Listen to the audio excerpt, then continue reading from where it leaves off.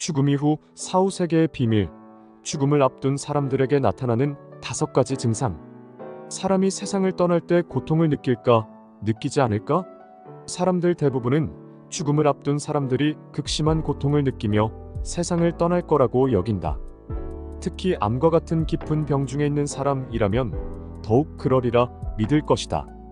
물론 나 역시 과거에 같은 생각을 하기도 했다. 나도 모르게 죽음을 앞둔 사람들이 고통스러운 과정을 겪다가 세상을 뜨겠구나 생각했었다. 하지만 영성과 사후 세계를 공부하면서 그동안 내가 가졌던 생각들이 잘못되었다는 것을 알게 되었다. 죽음이 임박한 사람들은 더는 고통을 느끼지 않는다. 어찌 보면 고통을 초월했다고 보는 게 옳을 듯하다. 죽음이 임박하면 영혼과 육체는 조금씩 분리되고 그런 탓에 고통을 느끼지 못하거나 덜 느끼는 것이다. 육체가 더는 영혼에 어떤 영향도 미칠 수 없기 때문이다. 창조주는 우리의 영혼이 죽음의 순간에 고통을 느끼지 않도록 설계해 놓으신 것이다. 죽음을 앞둔 사람은 지금 곁에 있는 가족들의 손길을 한번이라도 더 느끼고 싶어 한다. 따뜻한 온기를 느끼고 싶은 것이다. 그들과 못다한 이야기를 나누길 원하고 마음속에 가라앉아 있는 앙금 같은 것을 다 털어버리고 싶어 한다. 그래야 홀가분한 마음으로 죽음의 여정에 들어갈 수 있기 때문이다. 죽음을 앞둔 사람들에게는 다음과 같은 5가지 증상이 나타난다. 첫째, 먹고 싶은 것, 하고 싶은 것에 대한 욕구가 사라진다. 식욕은 인간의 가장 기본적인 욕구 가운데 하나다. 그런데 죽음을 앞둔 사람들은 이 식욕을 잃어버린다.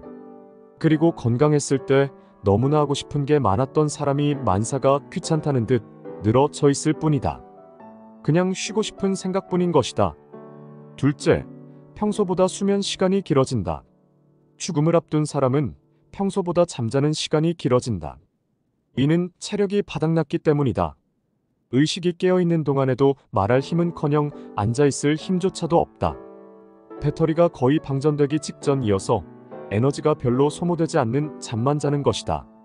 사람에 따라선 사흘 정도 잠자고 나서 다시 깊은 잠에 빠지기도 한다. 셋째, 평소와 다르게 몸과 마음이 안정을 찾는다. 병 중에 있는 환자의 경우 고통이 줄어든다.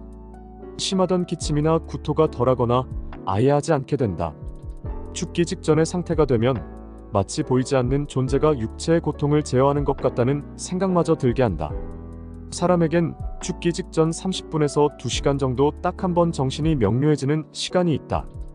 이는 영적인 측면에서 봤을 때 세상을 떠나기 전 가족들과 마지막으로 소통하는 시간을 갖는 기회가 된다.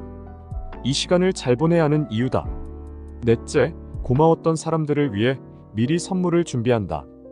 죽음에 직면하면 그동안 자신에게 고맙게 해줬던 사람들을 떠올리게 된다. 그래서 평소 몸이 불편해 거동이 힘들었던 사람도 그들을 위한 선물을 준비하려 한다. 병 중에 있는 사람일지라도 작은 선물을 준비하러 외출을 감행하는 것이다.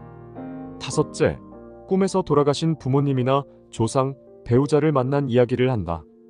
거의 모든 사람이 죽음을 앞두고 있을 때 꿈에서 돌아가신 분들을 만난 이야기를 한다.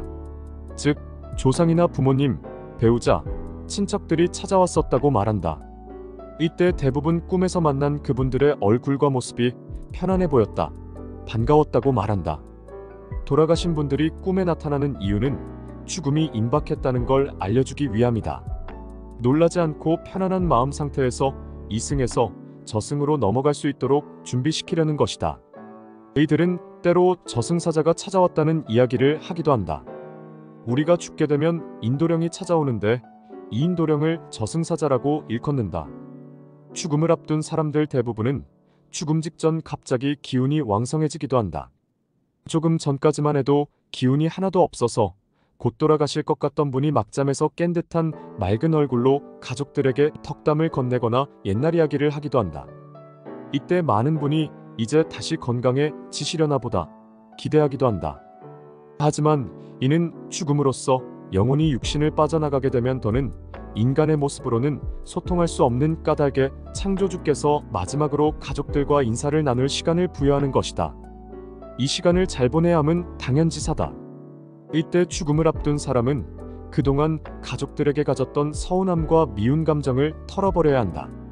대신 가족들은 임종을 앞둔 사람의 손을 꼭 잡아주면서 그동안 고마웠다고 사랑의 감정이 담긴 인사를 해줄 필요가 있다.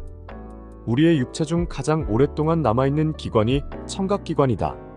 영혼이 육체를 빠져나가는 순간에도 죽어가는 사람은 자신에게 하는 말들을 들을 수 있다.